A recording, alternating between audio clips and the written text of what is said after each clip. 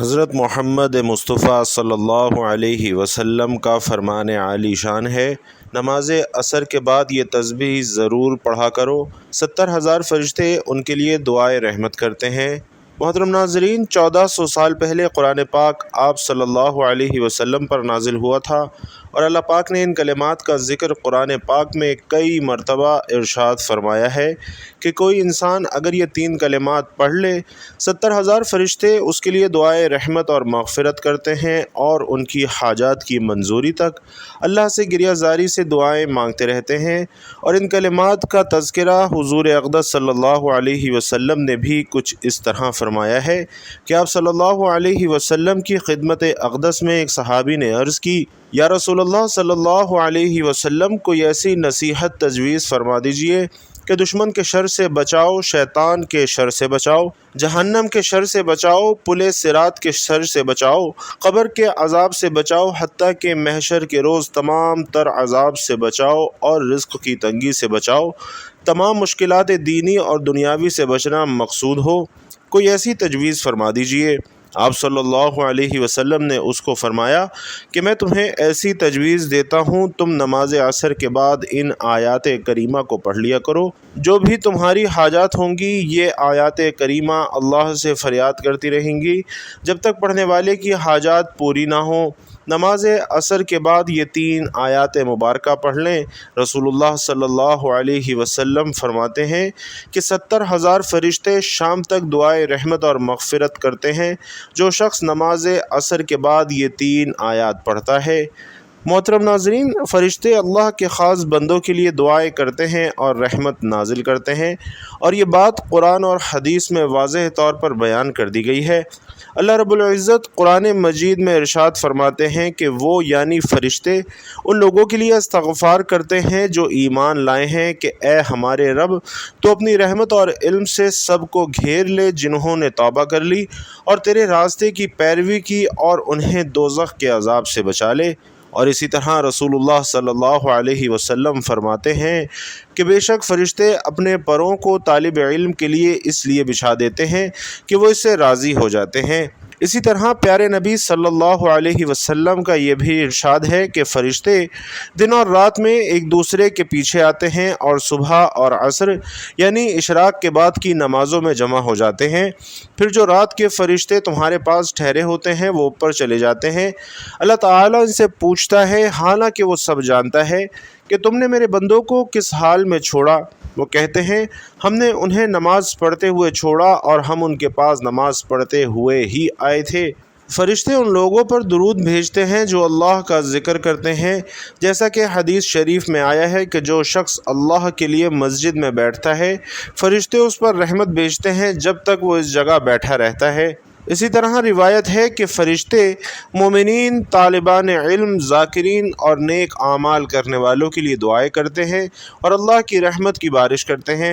لہٰذا ہمیں چاہیے کہ ہم اللہ کی اطاعت، ذکر اور عبادت اور علم کی تلاش میں لگے رہیں تاکہ ہم فرشتوں کی دعاؤں اور رحمت کے مستحق بن سکیں۔ اللہ تعالی ہم سب کو فرشتوں کی دعاؤں اور رحمت سے نوازے، آمین یا رب العالمین۔ تو بھائیوں اور بہنوں، اللہ تعالیٰ نے فرشتوں کو اپنے خاص بندوں کے لیے دعا، رحمت، مغفرت اور حمایت کا ذریعہ بنایا ہے، اور قرآن و حدیث میں اس کے مزید دلائل بھی ملتے ہیں۔ پیارے آقا صلی اللہ علیہ وسلم فرماتے ہیں کہ جو شخص اپنی بیوی کو دیکھتا ہے اور وہ اسے خوش کرتی ہے، یا وہ اسے خوش کرتا ہے اور اس کا ہاتھ پکڑ کر نماز پڑھتا ہے، تو فرشتے اس پر رحمت بھیجتے ہیں۔ اسی طرح نبی علیہ السلام کا فرمان ہے کہ جب کوئی شخص اپنے بیمار مسلمان بھائی کی عیادت کرتا ہے تو فرشتے اس کے لیے رحمت کی دعا کرتے ہیں جب تک وہ وہاں موجود رہتا ہے۔ اسی طرح نصیحت ہے کہ سفر میں اللہ کا ذکر کرنے والوں کے لیے فرشتوں کی حمایت فرمایا گیا ہے کہ جب تم سفر کرو تو درختوں اور پہاڑوں میں اللہ کی تسبیح بیان کرو، کیونکہ فرشتے تمہارے ساتھ ہوتے ہیں اور تمہارے لیے دعا کرتے ہیں۔ اسی طرح رسول علیہ السلام یہ بھی فرماتے ہیں کہ جمعے کے دن ایک وقت ایسا ہوتا ہے کہ اگر کوئی مسلمان اس وقت اللہ سے دعا مانگے تو اللہ اسے عطا کرتا ہے، اور فرشتے اس دن درود پڑھنے والوں کے لیے دعا کرتے ہیں۔ نبی علیہ الصلاۃ والسلام یہ بھی ارشاد فرما رہے ہیں کہ اگر لوگ جان لیں کہ اذان اور صف اول میں کتنی فضیلت ہے اور ان کے لیے قرآن دازی کے سوا کوئی چارہ نہ ہو تو وہ ضرور قرآن دازی کریں، اور اگر وہ جان لیں کہ نماز کے لیے جلدی آنے میں کتنی برکت ہے تو وہ ضرور سبقت حاصل کرنے کی کوشش کریں، اور اگر وہ یہ جان لیں کہ عشاء اور فجر کی نماز میں کتنی فضیلت ہے تو وہ ضرور آئیں، خواہ انہیں رینگتے ہوئے ہی کیوں نہ آنا پڑے۔ بھائیوں اور بہنوں، ان احادیث میں واضح اشارہ ہے کہ فرشتے صف اول میں نماز پڑھنے والوں کے لیے دعا کرتے ہیں، اور اللہ تعالیٰ فرماتے ہیں کہ جو لوگ اللہ کے راستے میں اپنا مال خرچ کرتے ہیں ان کی مثال ایک دانے کی سی ہے جس سے 7 بالیاں اگے، ہر بالی میں 100 دانے ہوں، اور اللہ جس کے لیے چاہے اس سے بھی زیادہ بڑھا دے۔ فرشتے ایسے لوگوں کے لیے برکت اور رحمت کی دعائیں کرتے ہیں، اور نبی دو جہاں صلی اللہ علیہ وسلم فرماتے ہیں کہ راضی والدین کی دعا فرشتوں کی دعا کے ساتھ ملتی ہے، اور اسی طرح یہ تسبیح پڑھنے والے پر فرشتے دعائیں رحمت کرتے ہیں۔ فرشتے ہر نیک عمل کرنے والے، اللہ کے ذکر میں مشغول رہنے والے اور دوسروں کے حقوق ادا کرنے والے بندوں کے لیے دعائیں کرتے ہیں، لہٰذا ہمیں چاہیے کہ ہم نیکیوں کی طرف توجہ دیں تاکہ فرشتوں کی دعائیں ہماری شامل حال ہوں۔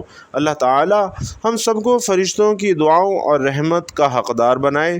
محترم ناظرین، قرآن مجید اللہ رب العزت کا آخری کلام ہے جو کہ نبی کریم صلی اللہ علیہ وسلم پر نازل ہوئی، اور دوسری آسمانی کتابوں کی طرح اس میں کوئی تحریف نہیں ہے، اور ہمارا ایمان ہے کہ آج بھی اسی صورت میں ہمارے پاس موجود ہے جیسے 1400 سال پہلے رسول اکرم صلی اللہ علیہ وسلم پر نازل ہوا تھا، اور اس میں ایک بھی زیر زبر پیش کی بھی تبدیلی نہیں کی گئی۔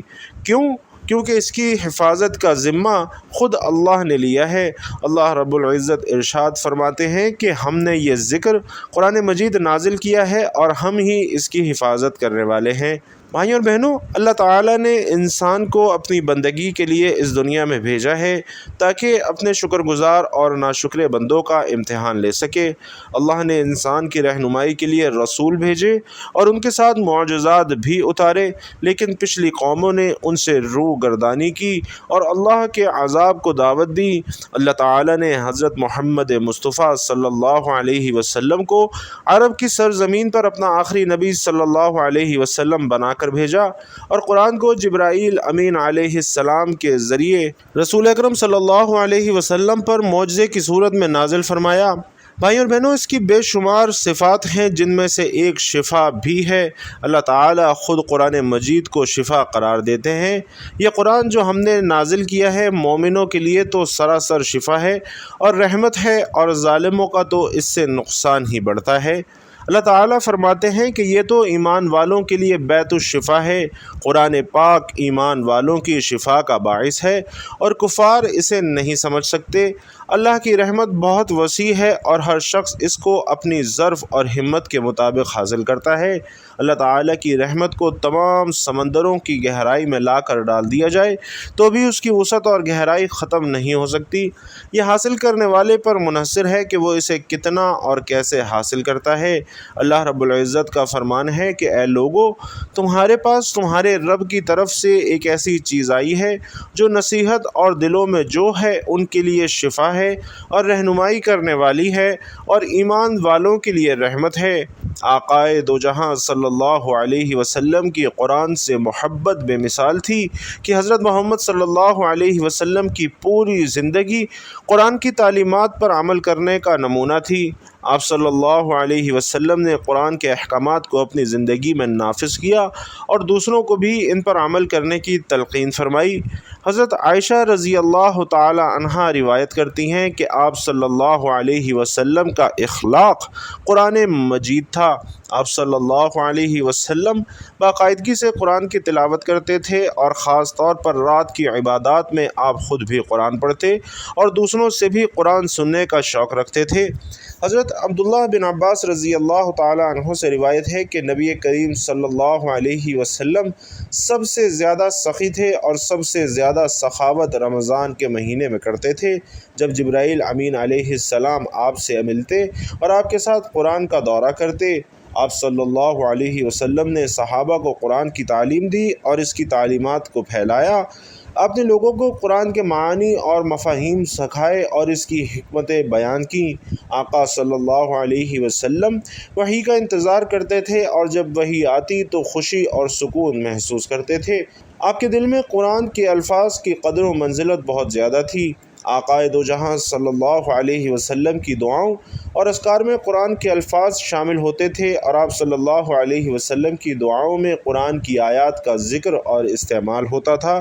ناظرین محترم، یہ تمام پہلو آقا صلی اللہ علیہ وسلم کی قرآن سے بے پناہ محبت اور عقیدت کو ظاہر کرتے ہیں۔ آپ کی زندگی میں قرآن کی تعلیمات کی جھلک نمایاں تھی اور انہوں نے اپنی امت کو بھی قرآن کے قریب رہنے کی تلقین کی۔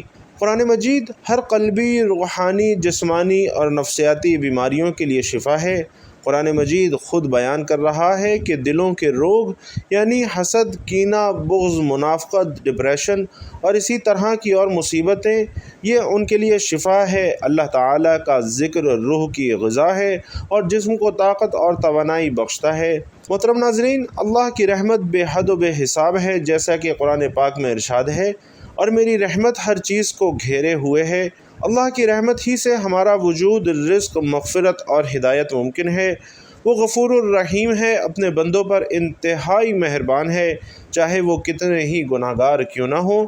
نبی کریم صلی اللہ علیہ وسلم فرماتے ہیں کہ اللہ نے رحمت کو پیدا فرمایا تو اس کی 100 رحمتیں بنائیں، ان میں سے 99 اپنے پاس رکھ لیں اور ایک رحمت تمام مخلوق پر نازل فرما دی۔ محترم ناظرین، ہمیں ہر حال میں اللہ کی رحمت سے مایوس نہیں ہونا چاہیے، بلکہ توبہ اور نیک اعمال کے ذریعے اس کی رحمت کو تلاش کرنا چاہیے۔ اللہ رب العزت کا فرمان ہے، کہہ دو اے میرے بندو، جنہوں نے اپنی جانوں پر زیادتی کر لی، اللہ کی رحمت سے نا امید نہ ہوں، یقیناً اللہ تمام گناہوں کو بخش دیتا ہے، بے شک وہ غفور الرحیم ہے۔ اللہ کی رحمت ہم پر ہمیشہ سایہ فگن رہے اور ہم اس کے فضل و کرم کے مستحق بن جائیں، آمین یا رب العالمین۔ تو بھائیوں اور بہنوں، اللہ تعالیٰ کی رحمت ایک لازوال خزانہ ہے جو ہر لمحہ ہر حال میں اپنے بندوں پر سایہ فگن ہے، چاہے انسان کتنا ہی گناہوں میں ڈوبا ہو، اللہ کی رحمت اس سے کہیں بڑھ کر ہے۔ قرآن مجید میں اللہ تعالیٰ فرماتے ہیں، اگر اللہ لوگوں کو ان کے اعمال کی سزا فوراً دے تو زمین پر کوئی جاندار نہ چھوڑے، مگر وہ اپنی رحمت سے گناہوں کو معاف فرما دیتا ہے اور مہلت دیتا ہے۔ نبی کریم صلی اللہ علیہ وسلم فرماتے ہیں، اللہ کی 100 رحمتیں ہیں، جن میں سے ایک رحمت جن انسان، جانور اور کیڑے مکوڑوں کے درمیان نازل فرمائی گئی ہے، اور اسی کی وجہ سے وہ ایک دوسرے پر شفقت کرتے ہیں اور اسی کی وجہ سے وحشی جانور اپنے بچوں سے پیار کرتے ہیں۔ باقی 99 رحمتیں اللہ تعالیٰ نے قیامت کے دن کے لیے محفوظ کر رکھی ہیں۔ اللہ تعالیٰ گناہ گار کی توبہ کرنے پر خوش ہوتا ہے، جیسا کہ حدیث قدسی میں آیا ہے کہ اللہ اپنے بندے کی توبہ پر اس سے زیادہ خوش ہوتا ہے جتنا تم میں سے کوئی شخص اپنے اونٹ کو کھلے میدان میں پا کر خوش ہوتا ہے۔ تو ناظرین، اللہ کی رحمت سے کبھی بھی مایوس مت ہوں، چھوٹے سے چھوٹا نیک عمل بھی اس کی رحمت کو جذب کرنے کا ذریعہ ہے۔ ایک لمحے کی توبہ، ایک نظر رحمت، ایک دعا کی قبولیت، یہ سب رحمت الہی کے دروازے کھول دیتے ہیں۔ بس میں یہ رحمت ان کے لیے لکھ دوں گا جو تقوی اختیار کریں، زکوٰۃ دے اور میری آیات پر ایمان لائیں۔ اللہ رب العزت ہم سب کو اپنی وسیع رحمت کا حقیقی مستحق بنائے، آمین یا رب العالمین۔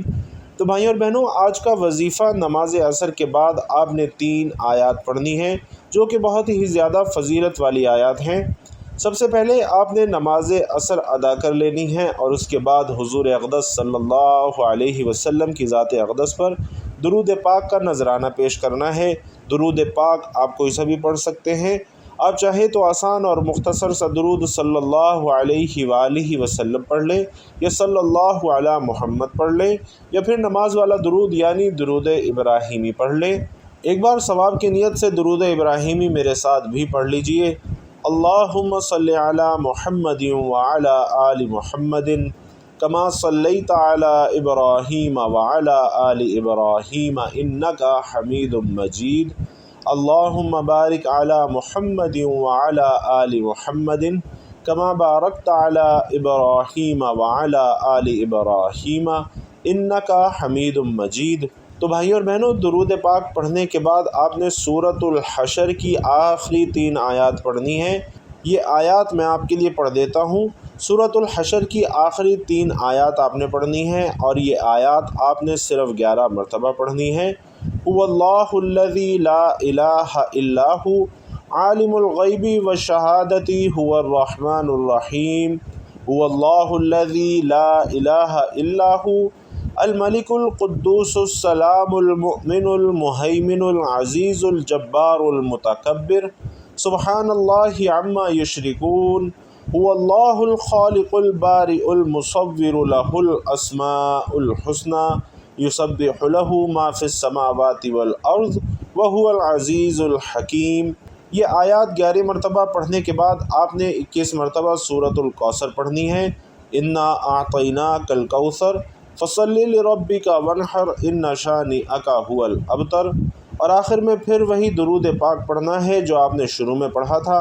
ترمذی میں روایت ہے کہ حضرت معقل بن یسار رضی اللہ تعالی عنہ حضور اکرم صلی اللہ علیہ وسلم کا یہ فرمان نقل کرتے ہیں کہ جو عصر کے وقت 3 مرتبہ اعوذ باللہ السمیع العلیم من الشیطان الرجیم اور اس کے بعد 3 مرتبہ سورۃ الحشر کی یہی آخری 3 آیات پڑھ لیتا ہے تو اللہ تعالیٰ 70,000 فرشتے مقرر فرما دیتے ہیں جو کہ صبح تک اس کے لیے رحمت کی دعا کرتے رہتے ہیں۔ اگر اس دن میں وہ مر گیا تو شہادت کی موت حاصل ہوگی۔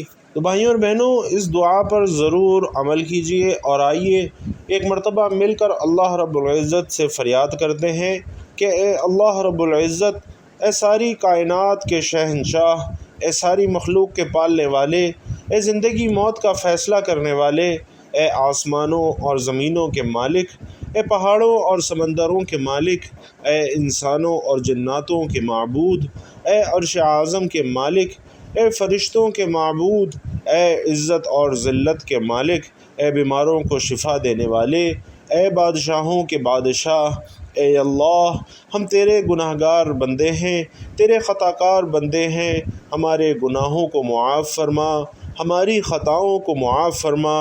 اے اللہ، ہم اپنے اگلے پچھلے صغیرہ کبیرہ سبھی گناہوں، خطاؤں اور نافرمانیوں کی معافی مانگتے ہیں۔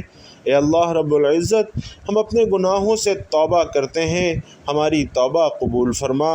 اے اللہ، ہم گناہ گار ہیں، سیاہ کار ہیں، بدکار ہیں، تیرے احکام کے نافرمان ناشکرے ہیں، لیکن میرے معبود تیرے نام لیوا بندے ہیں، تیری توحید کی گواہی دیتے ہیں، تیرے سوا کوئی عبادت کے لائق نہیں۔ ہم گواہی دیتے ہیں تیرے سوا کوئی بندگی کے لائق نہیں، ہم گواہی دیتے ہیں تیرے سوا کوئی تعریف کے لائق نہیں۔ ہمارے معبود، ہمارے گناہ تیری رحمت سے بڑے تو نہیں ہیں، اپنی رحمت سے ہمارے گناہوں کو معاف فرما دے۔ اے اللہ، ہمیں گمراہی کے راستے سے ہٹا کر صراط المستقیم کے راستے پر چلنے والا بنا دے۔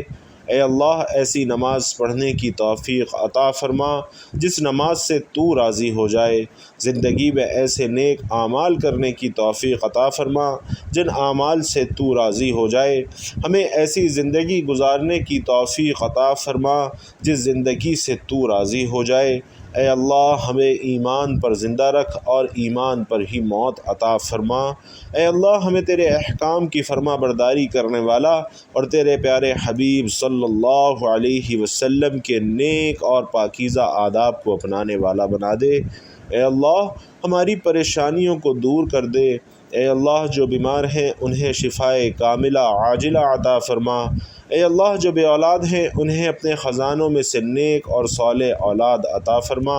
جو صاحب اولاد ہیں ان کی اولاد کو ان کی آنکھوں کی ٹھنڈک بنا۔